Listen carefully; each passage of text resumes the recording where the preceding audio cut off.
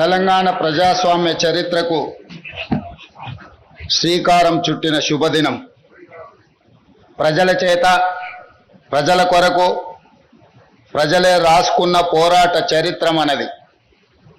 నిజాం నియంతృత్వంపై సామాన్యుడు సాయుధ పోరాటంతో సాధించుకున్న విజయం ఈరోజు మనము అనుభవిస్తున్న ప్రజాస్వామ్యం.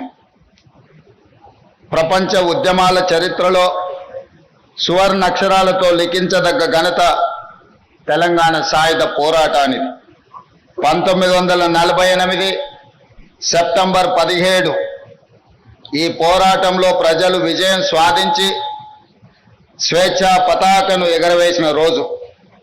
ఈ గడ్డపై రాచరికానికి ఘోరీ కట్టి ప్రజాపాలనకు హారతి పట్టిన రోజు సెప్టెంబర్ 17. అందుకే ఇది ప్రజాపాలన దినోత్సవం. రాష్ట్ర ప్రజలందరికీ ప్రజాపాలన దినోత్సవ శుభాకాంక్షలు తెలియజేస్తున్నా. స్వేచ్ఛ మన జీవన విధానం. ఈ స్వేచ్ఛ సాధన కోసం ప్రాణ త్యాగాలు సైతం వెనకాడని జాతి మనది. దీనికి చరిత్రనే సాక్ష్యం. అణిచివేత, పెద్దనారితనం, నియంతృత్వం, బానిసత్వ సంకెళ్లను బద్దలు కొట్టి స్వేచ్ఛకు ఊపిరి పోయడానికి ఊపిరి వదిలిన వందలాది మంది అమరులకు ఈ సందర్భంగా ఘన నివాళి అర్పిస్తున్నాను. సెప్టెంబర్ 17, 1948 తెలంగాణ చరిత్రలో ఒక మైలురాయి. అదేవిధంగా డిసెంబర్ 7, 2023 స్వరాష్ట్ర ప్రజాస్వామ్య ప్రస్థానంలో మరో మైలురాయి. లోతైన అవగాహనతో, సమకాలీన చరిత్రపై నిశితమైన విశ్లేషణతో నేను ఈరోజు ఈ మాట చెబుతున్నాను. ఎన్నో ఆశలు, ఆకాంక్షలతో మొదలైన స్వరాష్ట్ర ప్రస్థానం తిరిగి మళ్ళీ నియంతృత్వ నిర్బంధంలోకి జారిపోయిన తీరు గత ప్రభుత్వంలో మనం చూసాం. నాటి సాయుధ పోరాట స్ఫూర్తితో నిన్నటి నియంతృత్వ పాలనను ఓడించి ప్రజాపాలనను తెచ్చుకున్నాం. అందుకే డిసెంబర్ 7, 2023 కూడా ఒక చారిత్రాత్మక సందర్భంగా భవిష్యత్ తరాలకు గుర్తుండిపోతుందని నేను భావిస్తున్నాను. 77 ఏళ్ల తెలంగాణ ప్రస్థానాన్ని, పోరాట చరిత్రను, ఇక్కడ ఉద్భవించిన ఉద్యమాల సరళిని సంపూర్ణంగా అకలింపు చేసుకొని ప్రజల ఆకాంక్షలను అర్థం చేసుకొని మేము ఈరోజు పరిపాలన చేస్తున్నాం. అహంకారపు ఆలోచనలు, బంధు ప్రీతి, అశ్రిత పక్షపాతానికి మా పాలనలో తావు లేదు. కష్టమైన, నష్టమైన ప్రజలతో పంచుకుంటున్నాం. ప్రజల ఆకాంక్షలు, వారి ఆలోచననే ప్రామాణికంగా నిర్ణయాలు తీసుకుంటున్నాం. తీసుకున్న నిర్ణయాలలో మంచి చెడు విశ్లేషించే అవకాశాలను ఇస్తున్నాం. తప్పులుంటే దిద్దుకుంటున్నాం. మంచి చేయడమే బాధ్యతగా మేము భావిస్తున్నాం. అభివృద్ధిలో ప్రపంచంతో పోటీ పడాలన్న తపనతో పని చేస్తున్నాం. ప్రతి పేదవాడి ముఖంలో ఆనందమే లక్ష్యంగా సంక్షేమ పథకాలను, సంక్షేమ చరిత్రను తిరగరాస్తున్నాం. 7 దశాబ్దాలుగా తెలంగాణ ఆశిస్తున్న స్వేచ్ఛ, సామాజిక న్యాయం, సమాన అవకాశాలు మా ప్రభుత్వ ప్రాథమిక ఎజెండా. ఏ సామాజిక లక్ష్యాల కోసం తెలంగాణ తపించిందో, ఏ సమానత్వ సాధన కోసం మన గడ్డపై ఉద్యమాలు జరిగాయో, ఈ పవిత్ర లక్ష్య సాధననే మా ప్రాధాన్యత. అభివృద్ధిలోనే కాదు, స్వేచ్ఛ, సమాన అవకాశాలు, సామాజిక న్యాయం విషయంలో కూడా తెలంగాణ దేశానికి ఒక రోల్ మోడల్గా ఉంటుంది అని ఈ సందర్భంగా నేను తెలియజేస్తున్నాను. అదేవిధంగా మిత్రులారా, విద్యనే మన విజయానికి వజ్రాయుధమని నేను బలంగా విశ్వసిస్తున్నాను. ప్రపంచ స్థాయి అవకాశాలను అందుకోవడమే కాదు, శాసించే స్థాయి తెలంగాణ యువతకు రావాలి. దానికి విద్యనే ఒక మంచి మార్గం. అందుకే గొప్ప విజన్తో యంగ్ ఇండియా ఇంటిగ్రేటెడ్ రెసిడెన్షియల్ స్కూల్స్ని మనం ఆలోచన చేసి ప్రారంభించుకున్నాం. ఈరోజు నేను చెబుతున్నాను, భవిష్యత్తులో తెలంగాణ విద్యా వ్యవస్థలో విప్లవాత్మక మార్పులకు ఈ స్కూళ్ళు కేంద్రాలుగా మారబోతున్నాయి. విద్యపై మేము చేస్తున్న వ్యయం ఖర్చు కాదు, భవిష్యత్ తెలంగాణకు పెట్టుబడిగా మేము భావిస్తున్నాం. తెలంగాణ బిడ్డలు అన్ని రంగాల్లో రాణించాలనేదే మా ఆలోచన. అందుకే విద్యతో పాటు క్రీడలకు ప్రాధాన్యత ఇస్తున్నాం, ఇన్నోవేషన్కు పెద్దపీట వేస్తున్నాం. Young India sports university, young India skills university, young India police school రేపటి తెలంగాణ భవితకు భరోసా కేంద్రాలుగా మారుతాయి. రేపటి తరాన్ని యాచకులుగా కాదు, స్వీయ శక్తిమంతులుగా మార్చాలన్న సంకల్పంతో పని చేస్తున్నాం. దీనికి అనుగుణంగా రాష్ట్ర విద్యా పాలసీని త్వరలో తీసుకురాబోతున్నాం. ఈనాడు తెలంగాణ రాష్ట్రంలో తెలంగాణ ఎడ్యుకేషన్ పాలసీని తీసుకురావడానికి ఒక కమిటీని నియమించి తెలంగాణ భవిష్యత్తు అవసరాలను, అదేవిధంగా ప్రపంచ చిత్రపటంలో తెలంగాణ యువత యొక్క ప్రాధాన్యత పెంచడానికి ఈరోజు మా ప్రభుత్వం లక్ష్యంగా పని చేస్తుంది. మిత్రులారా, మీకందరికీ తెలుసు, భూమి కోసం, భుక్తి కోసం, వ్యక్తి చాకిరి విముక్తి కోసం చాకలి ఐలమ్మ, మల్లు స్వరాజ్యం, ఆరుట్ల కమలాదేవి వంటి తెలంగాణ వీర వనితలు పోరాటంలో ముందుండి నాయకత్వ పటిమను చాటారు. ఆ నాయకత్వ వారసత్వాన్ని పునికి పుచ్చుకొని నేడు ప్రజా ప్రభుత్వంలో మన ఆడబిడ్డల విజయగాథలను దేశానికి ఆదర్శంగా నిలుస్తున్నాయి. మహిళా ఉన్నతి, తెలంగాణ ప్రగతి నినాదంతో కోటి మంది ఆడబిడ్డలను కోటీశ్వరులుగా చేయాలన్న లక్ష్యంతో మేము చేపడుతున్న కార్యక్రమాలు సత్ఫలితాలను ఇస్తున్నాయి.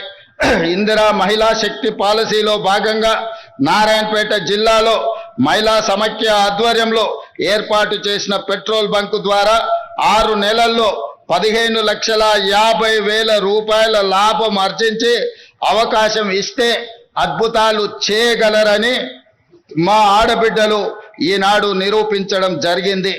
డ్వాక్రా మహిళా సంఘాలు ఉత్పత్తులను విక్రయించేందుకు ప్రత్యేకంగా ఏర్పాటు చేసిన ఖమ్మం మహిళా మార్ట్ విజయవంతంగా నడుస్తుంది. రాష్ట్రంలో మరికొన్ని మహిళా మార్టులను ఏర్పాటు చేయాలని మా ప్రభుత్వం ఆలోచన చేస్తున్నది. అదేవిధంగా మిత్రులారా, ఆహార ధాన్యాల కొరత నుండి ఆహార సమృద్ధి సాధన వరకు ఈ దేశంలో వ్యవసాయ రంగానికి ప్రాధాన్యత ఇచ్చి రైతును రాజును చేసిన చరిత్ర కాంగ్రెస్ ప్రభుత్వాలది. హరిత విప్లవం నుండి ఉచిత విద్యుత్తు వరకు, రుణమాఫీ నుండి రైతు భరోసా వరకు రైతుల కోసం మనం రూపొందించిన సంక్షేమ పథకాలు ఎప్పటికప్పుడు కొత్త చరిత్రను సృష్టిస్తున్నాయి. ఆ వారసత్వాన్ని ప్రజా ప్రభుత్వం కూడా మరింత గొప్పగా కొనసాగిస్తుంది. రాష్ట్రంలో 25,35,000 మంది రైతులకు 20,616 కోట్ల రూపాయల రైతు రుణమాఫీ చేసి రుణ విముక్తులను చేసిన రాష్ట్రము దేశంలోనే తెలంగాణ మొట్టమొదటిది. మాఫీ దేశంలో ఏ రాష్ట్రం చేయని విధంగా రైతులను ఆదుకునే ప్రయత్నం మా ప్రభుత్వం చేస్తున్నది.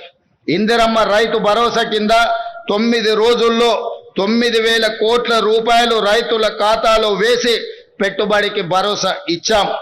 ఆర్థిక పరిస్థితి సహకరించకపోయినా రైతుల సంక్షేమ విషయంలో రాజీ పడలేదు. కేవలం ఏడాది కాలంలో 1,04,000 కోట్ల రూపాయల రైతు ప్రయోజనాలపై ఖర్చు చేసిన ప్రభుత్వం ఈ దేశంలో మరొకటి లేదు. 7,178 కొనుగోలు కేంద్రాలను ఏర్పాటు చేసి రైతుల వద్ద చివరి గింజ వరకు ధాన్యం కొంటున్నాం. ధాన్యం కొనుగోలు చేసిన 48 గంటల్లోనే రైతుల ఖాతాలో జమ చేస్తున్నాం. సన్నాలకు క్వింటాల్కు 500 రూపాయల బోనస్ ఇస్తున్నాం. రాష్ట్రంలో 29 లక్షల వ్యవసాయ మోటార్లకు 24 గంటల ఉచిత విద్యుత్తు అందిస్తున్నాం. దీనికోసం రాష్ట్ర ప్రభుత్వం 16,691 కోట్ల రూపాయల సబ్సిడీని విద్యుత్తు సంస్థలకు చెల్లిస్తున్నాం. గత ఏడాది 2,90,2.90 కోట్ల టన్నుల ధాన్యం ఉత్పత్తిలో దేశానికే తెలంగాణ ఆదర్శంగా నిలిచింది. ఈ ఏడాది 2,80,00,000 మెట్రిక్ టన్నుల ధాన్యం ఉత్పత్తిలోనే దేశం అగ్రస్థానంలో నిలిచింది. అదేవిధంగా మిత్రులారా, ప్రజాప్రభుత్వం తొలి 20 నెలల్లోనే ఎలాంటి వివాదాలకు ఆస్కారం లేకుండా సుమారు 60,000 ప్రభుత్వ ఉద్యోగాల భర్తీ చేశాం. పోటీ పరీక్షల నిర్వహణలో అత్యంత పారదర్శకతతో వేగంగా ఫలితాలు వెల్లడించి నియామక పత్రాలు అందించాం. ఈ దేశ పరిపాలన వ్యవస్థలో తెలంగాణ భాగస్వామ్యం ఉండాలి. అందుకే అఖిల భారత సర్వీసులకు వెళ్ళాలని కోరుకునే తెలంగాణ బిడ్డల కోసం ప్రభుత్వం అండగా నిలుస్తుంది. రాజీవ్ గాంధీ సివిల్స్ అభయ హస్తం ద్వారా ₹1,00,000 ఆర్థిక సహాయాన్ని ఈ నిరుద్యోగ యువకులకు అందిస్తున్నాం. సివిల్స్ మెయిన్స్ కి ఎంపికైన 180 మందికి తెలంగాణ అభ్యర్థులకు ఆగస్టు 11న ఈ ఆర్థిక సహాయాన్ని అందించాం. మెయిన్స్ కి ఎంపికైన వారికే కాక ఇంటర్వ్యూకి ఎంపికైన అభ్యర్థులకు ₹1,00,000 సహాయాన్ని అందిస్తున్నాం. ఢిల్లీలో వసతి ఏర్పాటు చేస్తున్నాం. ఇలా ఆర్థిక సహాయం పొందిన వారిలో ఇప్పటి వరకు 10 మంది అఖిల భారత సర్వీసులకు ఎంపిక కావడం తెలంగాణకు గర్వకారణం. మా ప్రభుత్వం చేస్తున్న ప్రయత్నాలు సత్ఫలితాలను అందిస్తున్నాయని నేను భావిస్తున్నాను. అదేవిధంగా మిత్రులారా, భూ పోరాటాల చరిత్రనే తెలంగాణ చరిత్ర. గత ప్రభుత్వం తెచ్చిన ధరణి కారణంగా తెలంగాణ రెవెన్యూ వ్యవస్థ మొత్తం అస్తావ్యస్తమైపోయింది. తమ దోపిడీకి అడ్డుగా ఉన్నారనే రెవెన్యూ ఉద్యోగులను, సిబ్బందిని దొంగలుగా, దోపిడీదారులుగా చిత్రీకరించి గత పాలకులు ముద్ర వేశారు. ప్రజాప్రభుత్వం వచ్చాక ఆ పరిస్థితిని చక్కదిద్ది రెవెన్యూ ఉద్యోగులకు ఆత్మ గౌరవాన్ని ఇచ్చి ప్రజలకు సమర్థవంతంగా సేవలు అందించే దిశగా వారిని ప్రోత్సహిస్తున్నాం. అందులో భాగంగానే భూభారతి చట్టం తెచ్చాం. క్షేత్ర స్థాయిలో ఈ చట్టాన్ని సమర్థవంతంగా అమలు చేసేందుకు ఇటీవలనే 5,000 మంది గ్రామ పాలన అధికారులను నియమించడం జరిగింది. వాళ్ళు నిజాయితీగా ప్రజలకు సేవలు అందించి గ్రామీణ రెవెన్యూ వ్యవస్థను తిరిగి పునర్నిర్మిస్తారన్న విశ్వాసం, నమ్మకం మా ప్రభుత్వానికి సంపూర్ణంగా ఉన్నది. ఈరోజు సాదా బైనామాలు కావచ్చు, భూభారతికి సంబంధించిన సమస్యలు కావచ్చు, ఈ గ్రామ పాలన అధికారులు ప్రజలకు చేరువై ఈ సమస్యల్ని పరిష్కరించాలని మా ప్రజా ప్రభుత్వం భావిస్తున్నది. అదేవిధంగా ఇందిరమ్మ ఇళ్ల నిర్మాణాలు గ్రామాలలో పేదల ఆత్మ గౌరవానికి ప్రతీకలు. కొత్తగూడెం జిల్లా అశ్వరావుపేట నియోజకవర్గంలోని బెండాలపాడు గ్రామంలో ఇందిరమ్మ ఇండ్ల గృహ ప్రవేశ మహోత్సవంలో పాల్గొన్నప్పుడు ఆ పేదల కళ్ళల్లో చూసిన ఆనందం నాకెనలేని సంతృప్తిని, సంతోషాన్ని అందించింది. తొలి విడతగా 22,500 కోట్ల రూపాయలతో ప్రతి నియోజకవర్గంలో 3,500 ఇందిరమ్మ ఇల్లు లేని పేదవాళ్లకు అందించడం ద్వారా వాటికి సంబంధించి డబ్బుల చెల్లింపులు కూడా గ్రీన్ ఛానల్ ద్వారా నిర్మించుకున్న పని జరిగిన మరుక్షణమే ఆ పేదలకు నిధులను విడుదల చేస్తూ ఈనాడు పేదల యొక్క ఆత్మగౌరవాన్ని పెంచడానికి మా ప్రజా ప్రభుత్వం ప్రయత్నం చేస్తున్నదనడానికి నేను చెప్పడానికి సంతోషిస్తున్నాను. అదేవిధంగా మిత్రులారా, తెలంగాణ అంటే దేశానికి ఆదర్శంగా నిలిచిన అన్నదాతలే కాదు, పేదలకు ఆకలి తీర్చే సన్న బియ్యం పథకం కూడా. సన్న బియ్య సంక్షేమ పథకానికి ఈరోజు కేర్ ఆఫ్ అడ్రస్ తెలంగాణ రాష్ట్రం. దేశంలోనే మరే రాష్ట్రంలో ఇటువంటి పథకం లేదు. రాష్ట్రంలోని 3,10,00,000 మంది పేదలకు సన్న బియ్యం అందించడం ద్వారా ఆత్మగౌరవంతో బ్రతికి ఆ సన్న బియ్యంతోనే తమ సంటి పిల్లలకు తినిపించే పరిస్థితి, ఒక ఆరోగ్యవంతమైన తెలంగాణను, ఆత్మగౌరవంతో కూడుకున్న తెలంగాణను ఈ రోజు పేద ప్రజానికానికి అందించడానికి ప్రజా ప్రభుత్వం ప్రయత్నం చేస్తున్నదని చెప్పడానికి నేను సంతోషిస్తున్నాను. అదే విధంగా మిత్రులారా, కృష్ణా నది జలాలు, గోదావరి నదీ జలాలకు సంబంధించి ఈనాడు జరుగుతున్న చరిత్ర మీకందరికీ తెలుసు. ఈ రెండు నదులు తెలంగాణ జీవ నదులు. ఆ నదుల్లో మనకు హక్కుగా దక్కాల్సిన నీటి వాటాలపై రాజీ పడేది లేదు. గత పాలకుల తప్పులను సరిదిద్ది ప్రతి చుక్క నీటిపై పక్కా హక్కులు సాధించే దిశగా కృష్ణా జలాల విషయంలో న్యాయ పోరాటానికి తెలంగాణ ప్రభుత్వం సిద్ధమవుతున్నది.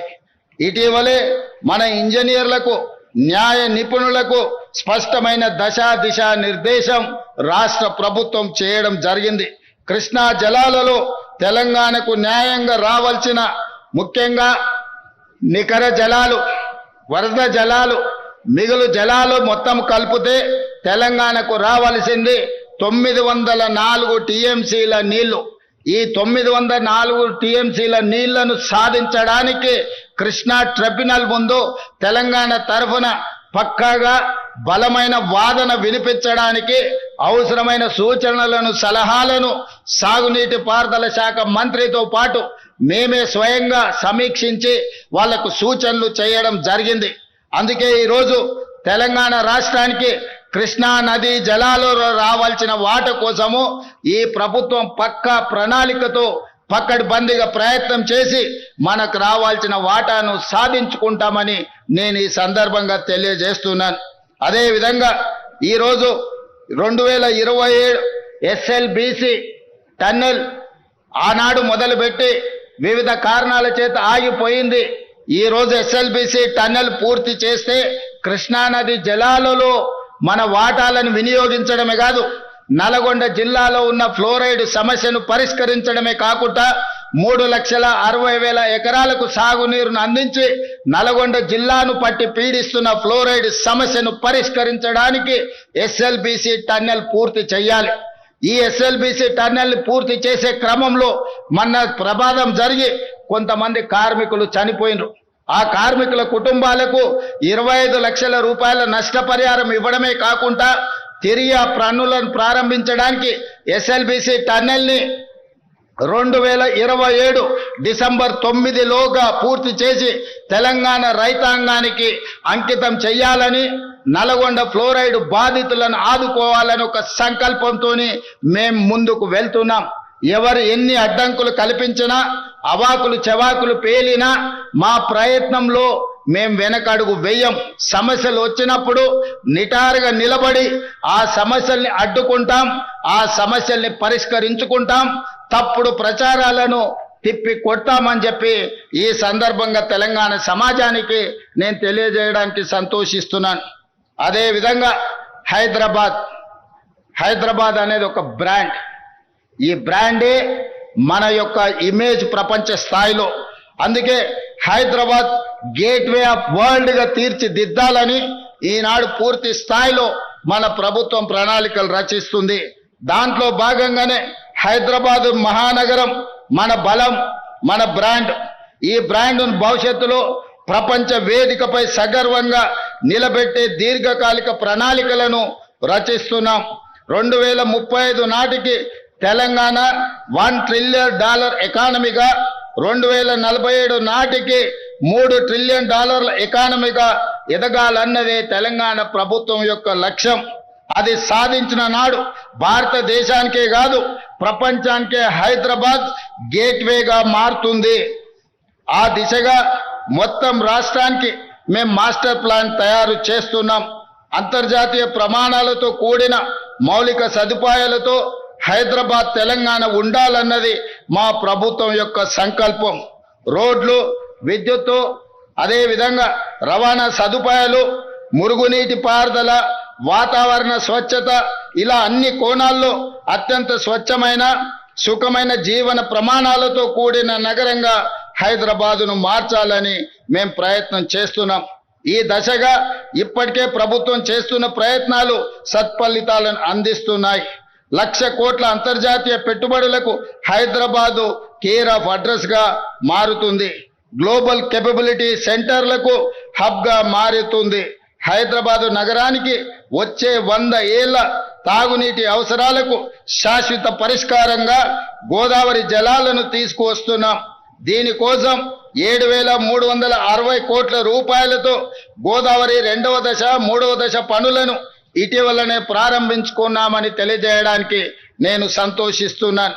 హైదరాబాద్ బ్రాండ్ ఇమేజ్ని పెంచేలా మూసీ పునరుజ్జీవన ప్రాజెక్టు, గాంధీ సరోవర్ ప్రాజెక్టులు ఉండబోతున్నాయి.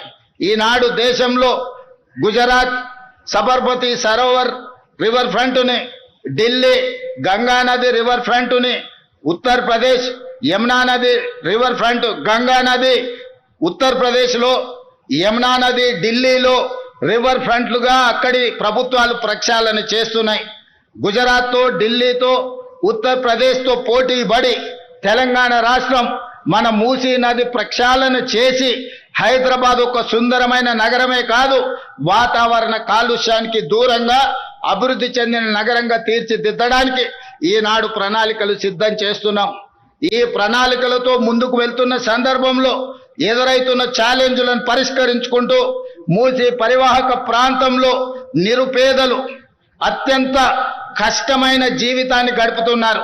నిన్నగాక మొన్న కురిసిన అత్యధిక వర్షాలు, క్లౌడ్ బస్ట్ వల్ల పేదల జీవితాలు అతలాకుతలమే కాదు, పేదలు మూసీ నదిలో కొట్టుకుపోయినారు. దీనికి ప్రధానమైన కారణం ఎక్కడ నివసించడానికి అవకాశం లేక హైదరాబాదు నగరంలో జీవనాధారం కోసం వచ్చిన వివిధ ప్రాంతాల వాళ్ళు మూసీ పరివాహక ప్రాంతంలో గుడిసెలేసుకొని జీవనం సాగిస్తున్నారు. ఈ గతంలో జరిగిన తప్పిదాల వల్ల ఈనాడు ఆ పేదల జీవితం దుర్భరమైంది.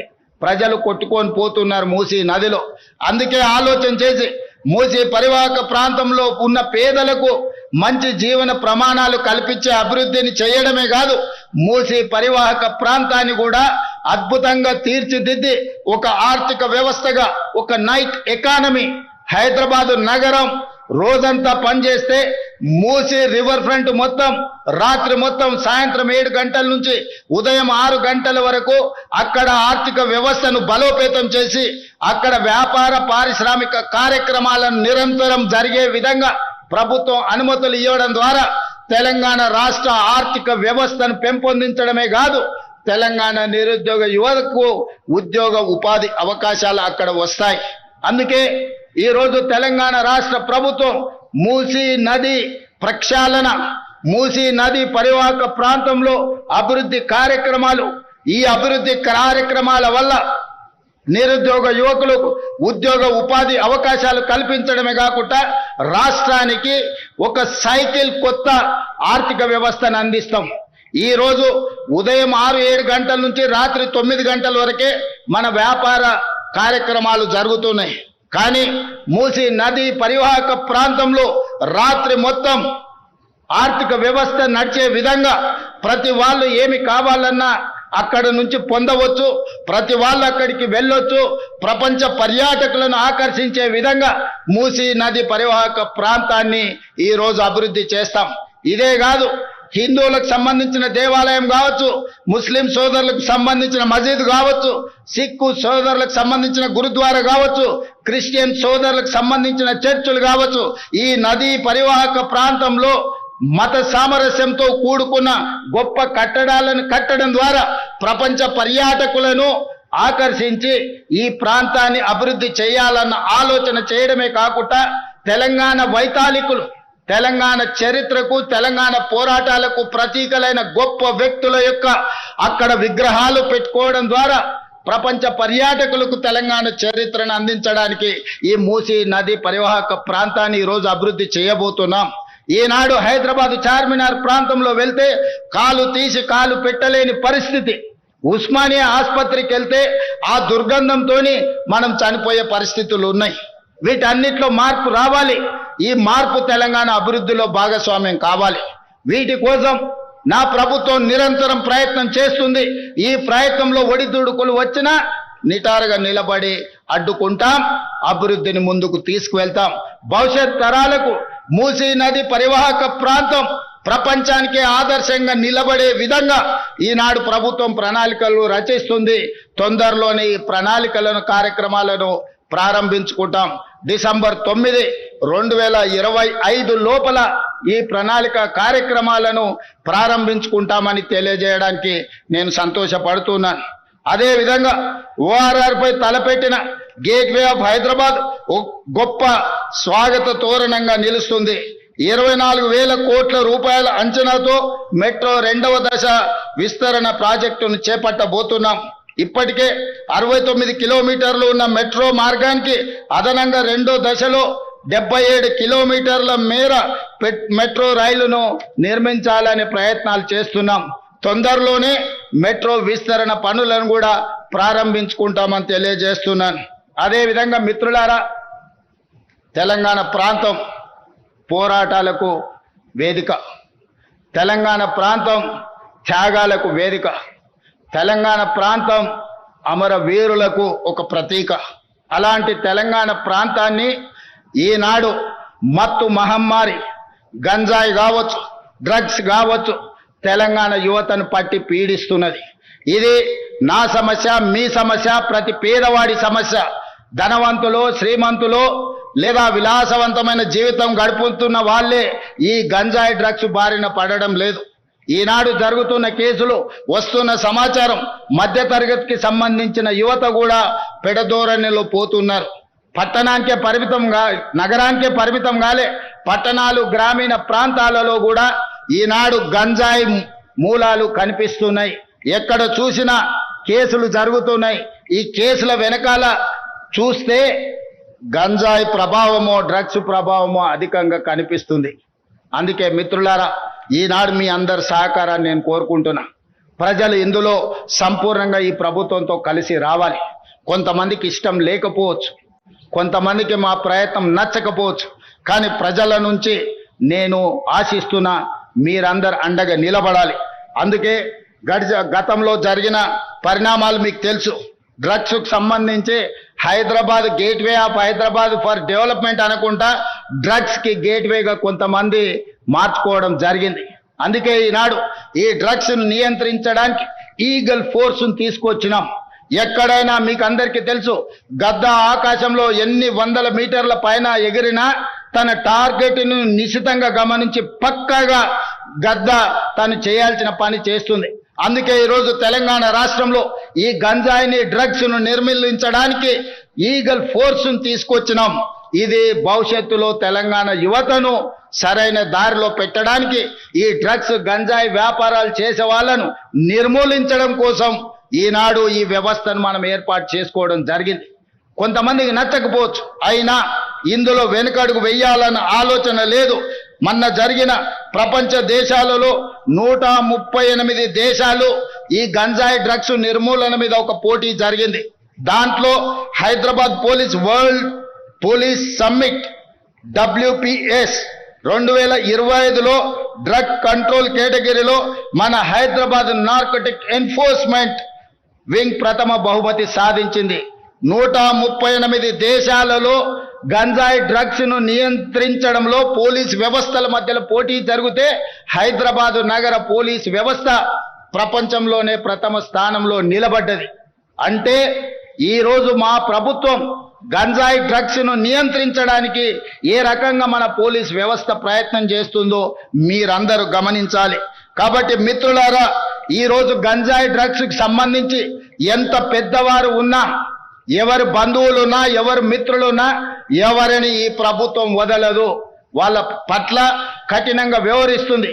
రాజకీయాలలో వాళ్ళకు హోదాలు ఉండొచ్చు, ఆ హోదాలలో ఉన్న వాళ్ళకు బంధువులు ఉండొచ్చు, ఆ బంధువులకు ఫామ్ హౌజులు ఉండొచ్చు. కానీ ఫామ్ హౌజులు డ్రగ్స్కో, గంజాయికో కేంద్రాలుగా మారి ఇలాంటి వాటిని ప్రోత్సహిస్తామంటే ఫామ్ హౌజుల్లోనే కాదు, బొక్కలో దాచుకున్న మా పోలీస్ వ్యవస్థ లాక్కొచ్చి మరి కటకటాల వెనకాల వేస్తుంది.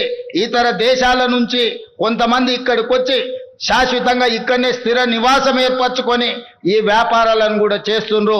మా పోలీస్ వ్యవస్థ వాళ్ళ పట్ల కూడా ప్రత్యేకమైన నిఘా పెట్టింది. ఖచ్చితంగా వాళ్ళందరిని కూడా పట్టుకుంటాం, వాళ్ళందరినీ కటకటాల వెనకాల తోసేస్తాం. ఈ తెలంగాణ రాష్ట్రాన్ని గంజాయి డ్రగ్స్ రహిత రాష్ట్రంగా దేశంలోనే ఆదర్శమైన రాష్ట్రంగా తీర్చిదిద్దడానికి మన వ్యవస్థలన్నీ పనిచేస్తున్నాయి. మీరందరూ సహకరించాలి. తల్లిదండ్రులందరూ కూడా ఆలోచన చెయ్యాలి.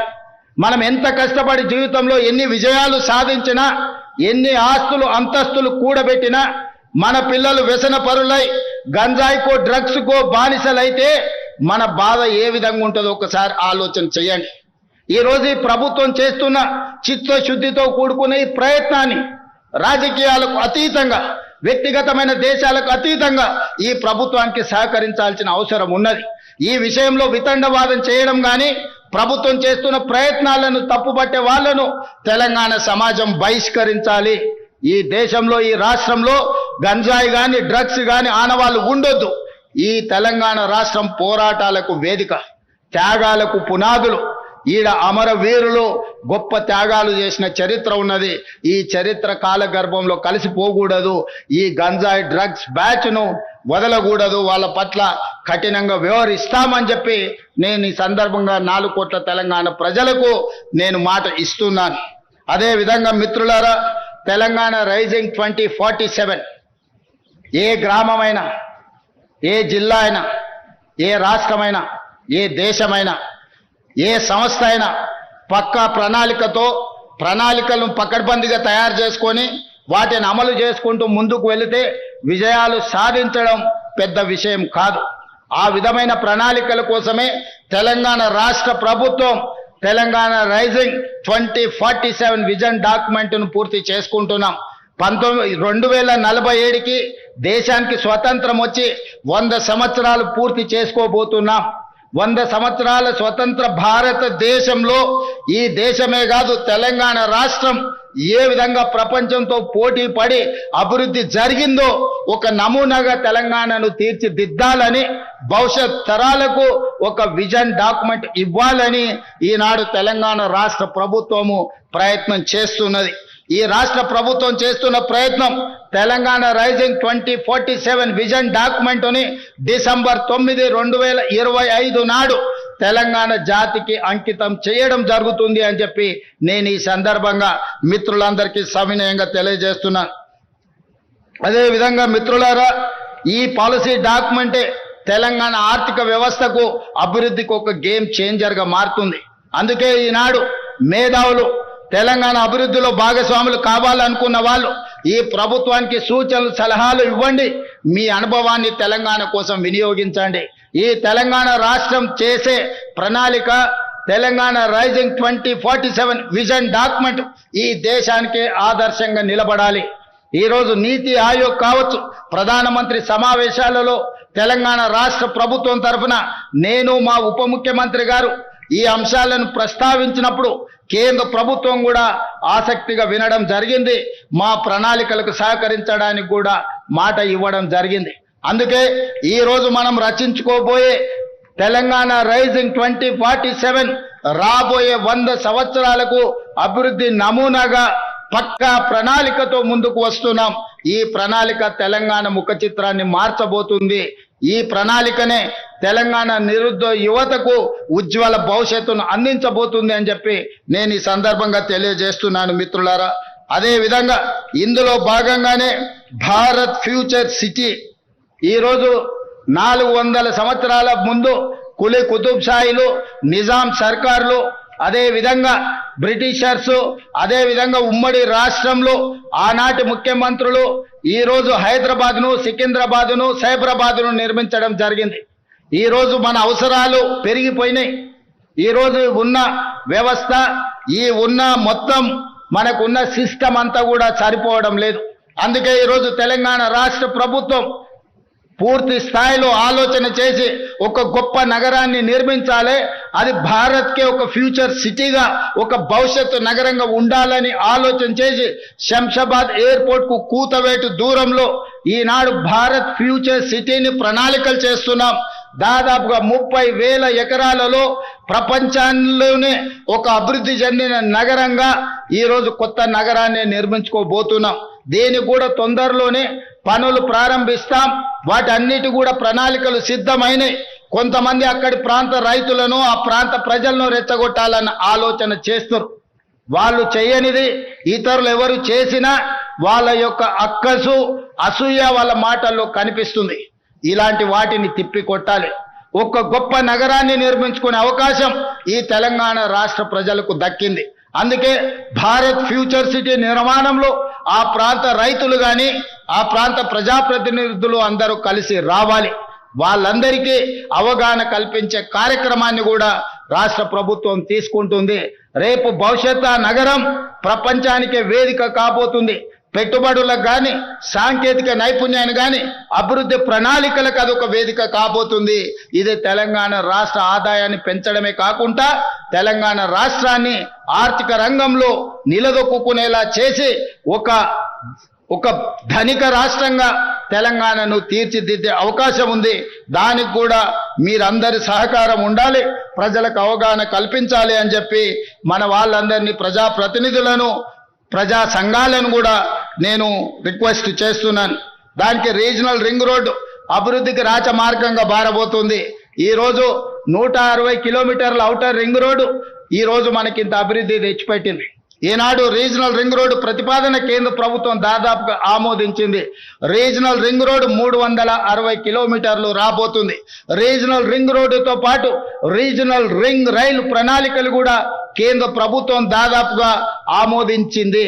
అదే విధంగా ఈ రోజు రీజనల్ రింగ్ రోడ్డుకి ఔటర్ రింగ్ రోడ్డు నుంచి రీజనల్ రింగ్ రోడ్డుకి మధ్యలో మనం రేడియల్ రోడ్స్ వేసుకోబోతున్నాం కొత్తగా. ఈరోజు హైదరాబాద్ కానీ బెంగళూరు రోడ్డు కానీ లేకపోతే ముంబై రోడ్డు కానీ ఆల్రెడీ గ్రామాలు పట్టణాలు అభివృద్ధి చెందినాయి.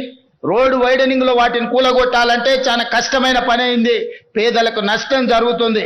అందుకే నూతనంగా రేడియల్ రోడ్స్ ప్లాన్ చేస్తున్నాం.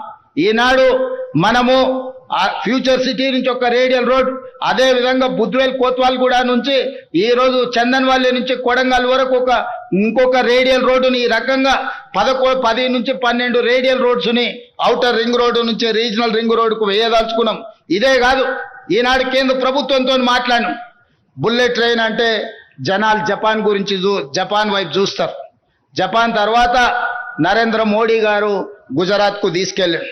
నేను అడిగిన ప్రధానమంత్రి గారిని, మాకు కూడా బుల్లెట్ ట్రైన్ కావాలి, సౌత్ లో ఉండే నగరాలకు కనెక్టివిటీ పెరగాలని. మొన్న జరిగిన ప్రభుత్వ సమీక్షలో కేంద్ర ప్రభుత్వం నుంచి ప్రతినిధులు వచ్చిండ్రు. ఈనాడు ఫ్యూచర్ సిటీ నుంచి అమరావతి నుంచి చెన్నైకి బుల్లెట్ ట్రైన్, అదే విధంగా ఫ్యూచర్ సిటీ నుంచి బెంగళూరుకు బుల్లెట్ ట్రైన్, బెంగళూరు నుంచి చెన్నైకి బుల్లెట్ ట్రైన్ ప్రతిపాదనలు ఈరోజు మన ముందు ఉన్నాయి. భవిష్యత్తులో ఎక్స్ప్రెస్ గ్రీన్ ఫీల్డ్ హైవేలే కాదు, వాటితో పాటు బుల్లెట్ ట్రైన్ కూడా ఈ రోజు మనకు రాబోతుంది. ఇవన్నీ కూడా గ్రోత్ ఇంజన్లుగా మారబోతున్నాయి. అందుకే మనకు ఈరోజు తెలంగాణ అభివృద్ధి ప్రణాళిక ఒక గొప్పగా మనం ప్రయత్నం చేస్తున్నాం. వీటన్నిటిలో మీ అందరి సహకారం ఉండాలి. జపాన్, సింగపూర్ లాంటి దేశాలు అభివృద్ధి చెందినాయని మాట్లాడుతున్నాం. అభివృద్ధి చెందడానికి ప్రధానమైన కారణం నాయకుల యొక్క సంకల్పం, ప్రభుత్వాల యొక్క ప్రణాళిక. అందుకే ఈనాడు జపాన్ కావచ్చు, సింగపూర్ కావచ్చు, లేకపోతే ఇతర అభివృద్ధి చెందిన దేశాలు ఏవైనా సరే మన ప్రాంతం వెనుకబడి ఉండకూడదు. మనకు మేధస్సు ఉంది, మనకు పరిస్థితులు ఉన్నాయి, మనకు ప్రణాళికలు ఉన్నాయి. వీటిని అమలు చేసే సంకల్పం ఒకటే ఇంతకాలం లేదు తెలంగాణ రాష్ట్రంలో. ఇప్పుడు ఆ సంకల్పంతో తెలంగాణ రాష్ట్ర ప్రభుత్వం ప్రయత్నం చేస్తుంది. అక్కడక్కడ భూమి కోల్పోతున్న రైతులకు సరైన నష్టపరిహారం ఇచ్చి ఆదుకుంటాం. వాళ్ళందరూ కూడా అభివృద్ధికి సహకరించాలి. కొంతమంది రాజకీయాల కోసం కొన్ని ఆలోచనలు చేసి ఈ స్థలాలు పోతున్న రైతులను రెచ్చగొట్టాలని రోడ్ల మీదకి తేవాలనే ప్రయత్నం చేస్తున్నారు. ఈ ప్రయత్నాలు తెలంగాణ అభివృద్ధిని అడ్డుకుంటాయి. ఆ తెలంగాణ అభివృద్ధి నిరోధకులుగా కొంతమంది మారి రాజకీయ స్వార్థం కోసం ఎవరైనా పని చేస్తే వాళ్ళ పట్ల తెలంగాణ సమాజం అప్రమత్తంగా ఉండాలి. ఈనాడు తెలంగాణ అభివృద్ధి చేసుకోకపోతే, మనం ఈనాడు తెలంగాణ ప్రపంచంతో పోటీ పడే విధంగా తీర్చిదిద్దుకోకపోతే మన భవిష్యత్ తరాలకు మనమే తీరని నష్టం చేసిన వాళ్ళమవుతాం. కాబట్టి ఈనాడు మనందరం ఒక ప్రతిజ్ఞ తీసుకుందాం, తెలంగాణ అభివృద్ధిలో భాగస్వామ్యం అవుదాం. ఈ తెలంగాణను ప్రపంచంతో పోటీ పడే విధంగా తీర్చిదిద్దుకుందాం. ఎన్నికలు వచ్చినప్పుడు ఎన్నికల్లో పోటీ పడదాం. ఎజెండాలు జెండాలు పక్కన పెట్టండి. ఈ రోజు ప్రభుత్వం ప్రణాళికబద్ధంగా చేస్తున్న అభివృద్ధిలో కలిసి రాండి. ఒకవేళ రావడం మీరు ఇష్టం లేకపోతే మీరు మౌనంగా ఉన్నా పర్వాలేదు. ఈ ప్రభుత్వం ప్రజల కోసం నిరంతరం పని చేస్తానే ఉంటుంది. ప్రజలు ఇచ్చిన మాట, ప్రజలు ఇచ్చిన ఆశీర్వాదం మాకు అండగా ఉన్నంత కాలం ఈ తెలంగాణ రాష్ట్రాన్ని అభివృద్ధి పదం వైపు నడిపిస్తాం. ఈ రోజు సంక్షేమము అభివృద్ధి రెండు కళ్ళు తెలంగాణ రాష్ట్ర ప్రభుత్వానికి. ఈ సంక్షేమాన్ని ఈ అభివృద్ధిని రెండు కళ్ళలాగా భావించి ప్రపంచంతోనే పోటీ పడే విధంగా తెలంగాణ రాష్ట్రాన్ని తీర్చిదిద్దుతానని మీ అందరి సహకారం, మీ అందరి ఆశీర్వాదం ఉండాలని ఈ వేదిక మీద నుంచి విజ్ఞప్తి చేస్తూ మీ అందరి దగ్గర సెలవు తీసుకుంటున్న మిత్రులారా, జై హింద్, జై తెలంగాణ.